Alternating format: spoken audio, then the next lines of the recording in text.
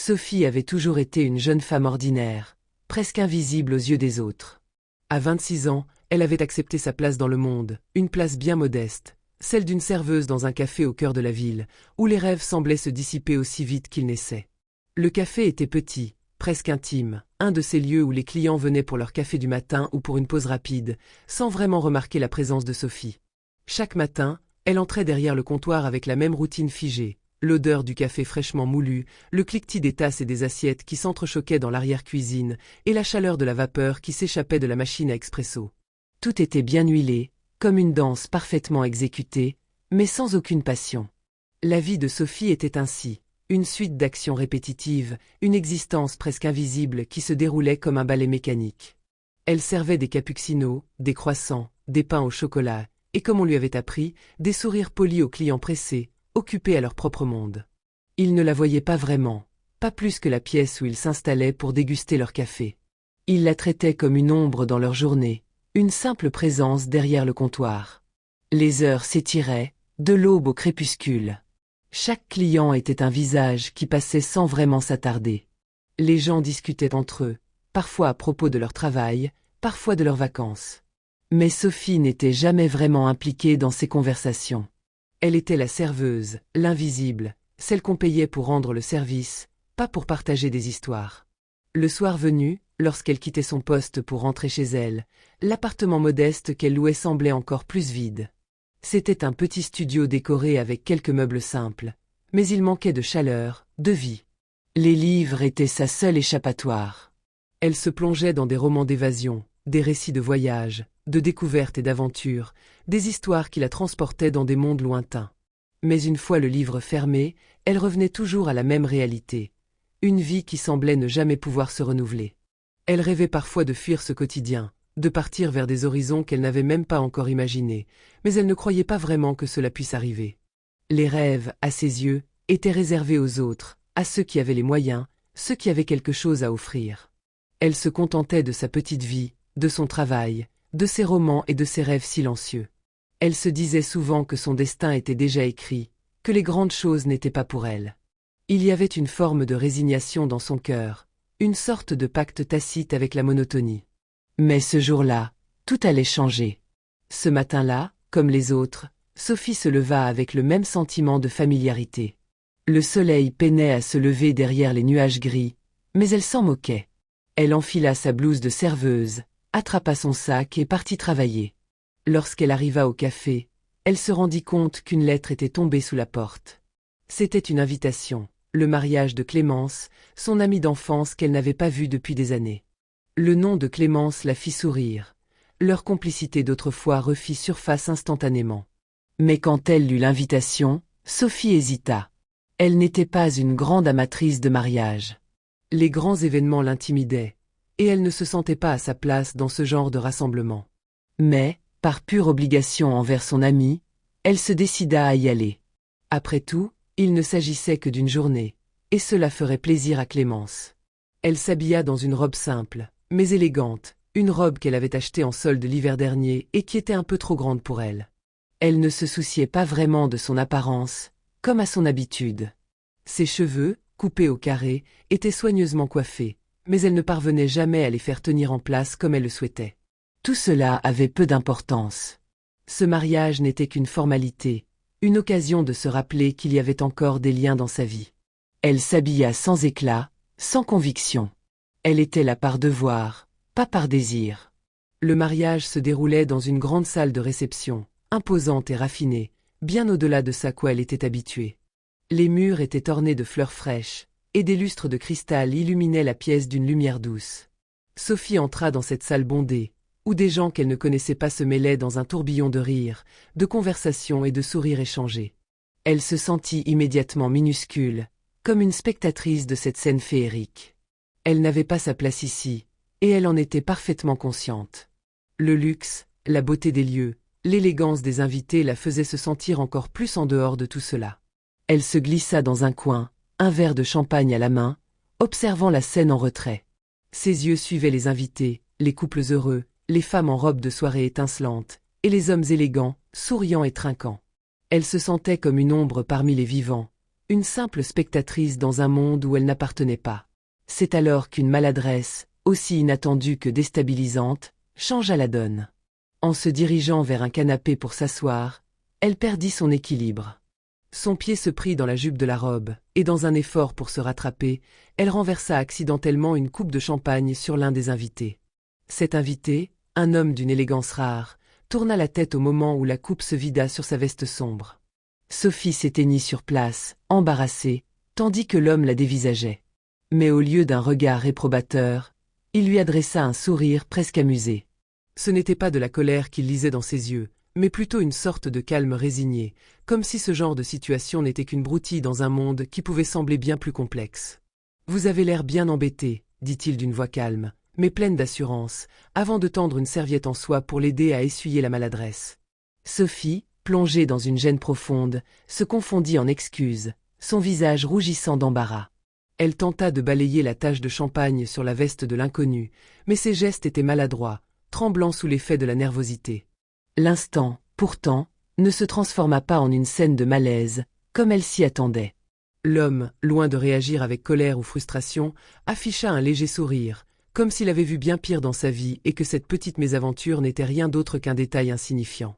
Il était grand, vraiment grand, avec des cheveux bruns légèrement épars, comme s'il avait passé ses mains dedans de manière distraite. Ses yeux, d'un bleu perçant, semblaient presque lire à travers elle, mais d'une manière bienveillante, sans juger. Il n'y avait aucune arrogance dans son regard.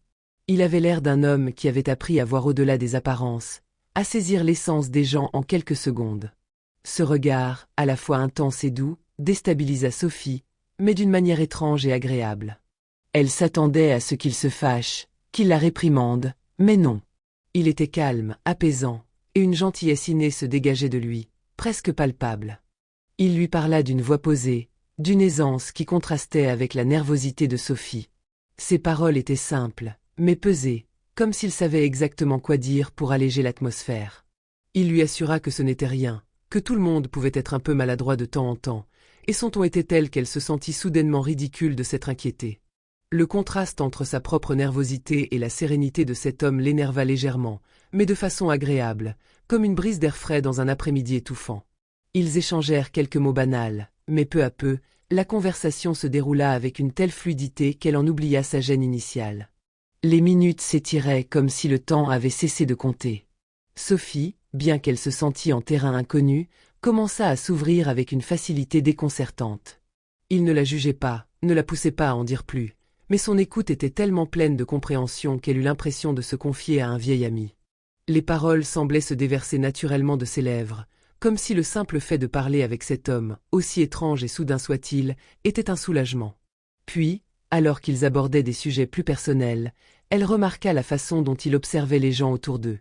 Ce n'était pas un regard distrait, mais un regard pénétrant, comme si, derrière ses mots légers, il faisait une analyse silencieuse de chaque personne dans la pièce. Sophie, bien qu'un peu sur ses gardes, ressentit un étrange mélange d'admiration et de curiosité envers lui. Il devait être quelqu'un d'important, bien plus que l'ordinaire convive qu'il paraissait être. Mais ce qui la surprenait le plus, c'était la simplicité avec laquelle il la traitait, sans fioriture, comme s'il ne se souciait pas de sa modeste position sociale. Il parlait à Sophie comme si elle avait sa place dans un monde auquel il appartenait, sans faire de différence, sans se montrer condescendant. Elle ne savait pas pourquoi, mais cette simplicité le rendait encore plus intrigant. Il n'était pas du genre à chercher à briller, à s'imposer. Il était là, juste là, avec elle, un inconnu, mais un inconnu qui semblait la comprendre sans qu'elle ait à en dire plus. La conversation se poursuivit, glissant d'un sujet à l'autre, jusqu'à ce qu'il lui lance une question qui la prit totalement par surprise.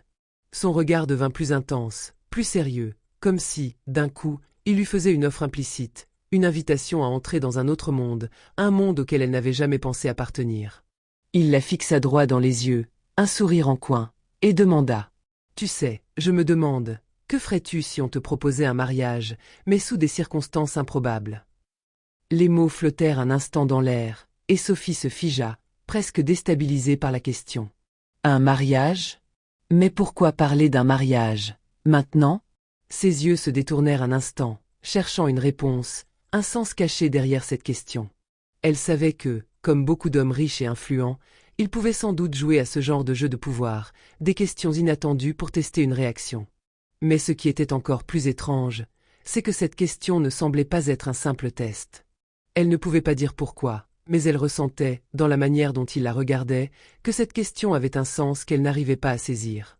Pris de court, elle éclata de rire, nerveuse, pour masquer l'incompréhension qu'elle ressentait. Ce genre de question n'avait pas de place dans son monde. Le mariage, pour elle, semblait aussi lointain que l'univers.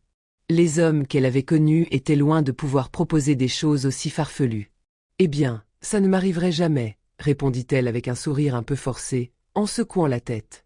Mais, si c'était le cas, ce serait probablement pour une très bonne raison. Elle essaya de se détendre, mais l'air autour d'eux était chargé de quelque chose qu'elle n'arrivait pas à nommer. L'homme la fixait toujours intensément, un sourire en coin, comme s'il savait quelque chose qu'elle ne savait pas, comme si son humour cachait une profondeur qu'elle n'avait pas encore comprise. Il lui fit un clin d'œil, comme s'il partageait un secret amusant avec elle. Un secret qu'elle n'était pas encore prête à découvrir. Sophie, perplexe, ne savait plus si elle était en train de vivre un moment anodin ou une sorte de prélude à quelque chose de bien plus grand. Mais, pour l'instant, elle se contenta de sourire en retour, curieuse de découvrir qui était vraiment cet homme mystérieux qui, d'une simple conversation, avait réussi à la faire sortir de sa zone de confort. Les choses prirent une tournure encore plus étrange lorsque la cérémonie de mariage de Clémence prit fin. Après l'effervescence des derniers moments de la fête, Sophie se sentit soudainement perdue, comme si elle flottait dans un monde qui lui échappait. Elle chercha son amie Clémence parmi les invités, mais l'agitation de la salle et le flot de gens l'avaient rapidement perdue de vue. Clémence avait toujours été au centre de l'attention, une personne qui savait briller et se faire remarquer, mais Sophie, elle, était habituée à se fondre dans l'ombre. Cette fois, pourtant, l'ombre semblait l'envelopper plus que jamais. Sophie, se sentant à la fois fatiguée et déconnectée, se dirigea lentement vers les couloirs, à la recherche d'un endroit où se retirer. Elle n'avait pas envie de rester là, au milieu de la foule bruyante, à observer des visages inconnus qui la frôlaient sans la voir. Elle avait besoin d'une pause, de quelques instants de calme pour reprendre ses esprits. Ses pas résonnaient dans le hall, un écho solennel au milieu de l'agitation. C'est alors qu'elle aperçut une porte entr'ouverte, décorée de guirlandes de fleurs et de rubans.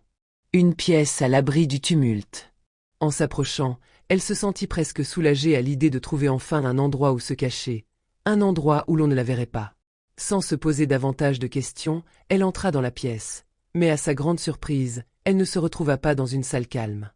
Non, elle se retrouva face à l'homme mystérieux, celui qu'elle avait rencontré quelques heures plus tôt, au moment où elle avait renversé le champagne. Cette fois, il ne souriait pas de manière décontractée.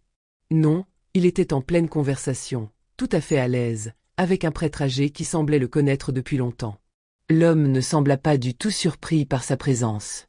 Au contraire, il se tourna vers elle avec un sourire étrange, presque complice, comme si tout cela était déjà prévu, comme si sa venue dans cette pièce était une étape inévitable. « Vous venez de signer les papiers, madame ?»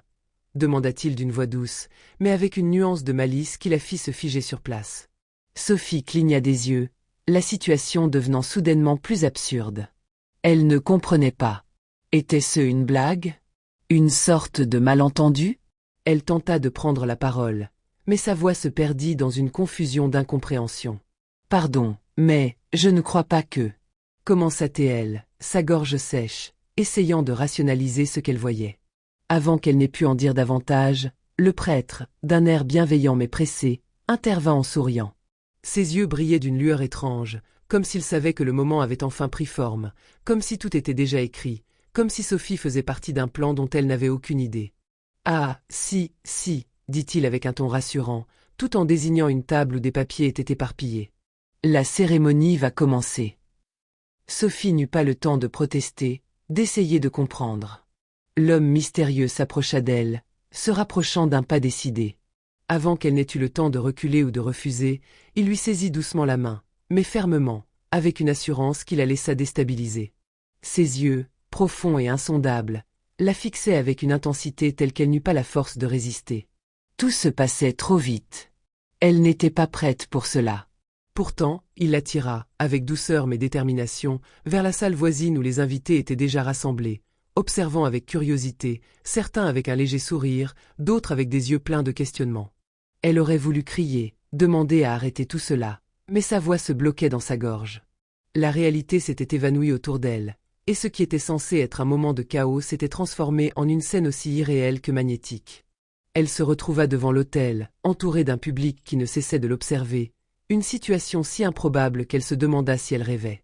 Et puis, comme par magie, tout semblait se mettre en place, comme si ce mariage cet instant avait toujours été écrit quelque part, dans une histoire qu'elle ne comprenait pas encore. Elle se retrouva à prononcer ses vœux. Ses lèvres bougeaient, mais le son de sa propre voix lui semblait lointain, comme si elle était spectatrice de sa propre vie. Elle le regarda, et dans ses yeux, elle aperçut une confiance infinie, une certitude silencieuse. Elle se surprit à le suivre, à prononcer les mots, sans vraiment réfléchir, comme poussée par une force invisible. La cérémonie, bien que brève, se déroula dans un flou étrange. Chaque geste, chaque regard, chaque parole semblait flotter dans un autre monde. C'était une chance ou un malentendu, peut-être les deux. Mais une chose était certaine, ce moment était unique. À la fin de la cérémonie, alors qu'ils se tenaient tous les deux là, sous les yeux des invités ébahis, l'homme lui sourit, un sourire mystérieux, mais aussi résolu. Ce sourire ne cherchait ni à rassurer ni à apaiser. Il était celui d'un homme qui savait exactement ce qu'il faisait, comme si tout cela n'était qu'un petit jeu auquel il avait décidé de l'inviter. J.S. Swiss Gabriel Armstrong, PDG de la société Armstrong Technologies. Je crois que nous devons discuter de tout ça. Sophie blemit instantanément. Les mots de Gabriel résonnèrent dans sa tête, comme une cloche devait frapper soudainement par un choc. Elle avait entendu parler de Gabriel Armstrong. Bien sûr, qui n'aurait pas entendu parler de lui. Le PDG de l'une des entreprises les plus innovantes du pays. Mais elle ne l'avait jamais imaginé dans ce contexte. Jamais dans un contexte aussi surréaliste, aussi improbable. Un mariage arrangé sous des circonstances complètement déconcertantes. Elle n'arrivait toujours pas à saisir ce qui venait de se passer. Elle se tourna lentement vers lui, la gorge serrée, et se demanda une fois de plus si elle était en train de rêver ou si la réalité elle-même avait décidé de la tromper. Les jours suivants furent un tourbillon d'émotions et de confusion pour Sophie. Elle se retrouva emportée dans un tourbillon qu'elle n'avait pas vu venir, un tourbillon qui la bouscula et la poussa hors de sa zone de confort. Gabriel, visiblement pris au dépourvu par l'ampleur de ce mariage improvisé, insista pour la rencontrer rapidement, loin des regards curieux des invités et de la pression des obligations sociales. Il semblait sincèrement perturbé par l'incident, mais aussi par la tournure que tout cela avait pris. Il lui expliqua que cet événement n'était rien de plus qu'une erreur administrative. Il lui proposa de revenir sur cette décision, d'annuler tout cela, de remettre les pendules à l'heure et de revenir à la normalité. Mais pour une raison qu'elle ne pouvait pas encore comprendre, quelque chose en elle résista à cette idée. Peut-être était-ce la nature même de ce mariage, aussi improbable qu'irréel, qui éveillait une part d'elle qu'elle n'avait jamais vue auparavant. Peut-être était-ce la chance, si inattendue et si particulière, de vivre une aventure qu'elle n'aurait jamais imaginée. Tout en elle semblait l'inciter à accepter l'offre de Gabriel, mais d'une manière qui allait au-delà de la simple décision de rester ou de partir. C'était un appel silencieux à explorer quelque chose de plus profond, quelque chose de mystérieux qui la poussait à découvrir un monde qu'elle n'avait jamais osé rêver. Gabriel, d'un autre côté, ne semblait pas plus maître de la situation qu'elle ne l'était. Il la prit sous son aile avec une douceur qu'elle n'avait pas anticipée. Bien qu'il ait l'air de tout contrôler, elle sentit, dans les gestes subtils de ses mains ou dans la sincérité de son regard, qu'il était tout aussi vulnérable qu'elle. Et si au début elle pensait qu'il n'était qu'un homme d'affaires froid et distant, derrière cette façade se cachait un homme bien plus complexe, marqué par des cicatrices invisibles. Gabriel, un homme à l'allure impassible, portait en lui des fardeaux qu'il n'avait jamais partagés avec personne. Lors d'un dîner privé, alors que la nuit tombait et que les bruits de la ville se faisaient lointains, il se confia à elle d'une manière qu'il n'avait jamais faite auparavant. Il lui expliqua que ce mariage, qu'il avait lui-même vu comme un fardeau au départ, était une manière de se réconcilier avec lui-même. Une occasion de donner un sens à sa vie, de réparer des erreurs qu'il n'avait pas commises, mais qu'il avait pourtant portées en raison de son statut social. Sophie l'écouta en silence, percevant, dans ses paroles, le poids d'un passé qu'il n'avait jamais voulu partager, un passé qu'il avait soigneusement enterré sous les couches de son succès professionnel.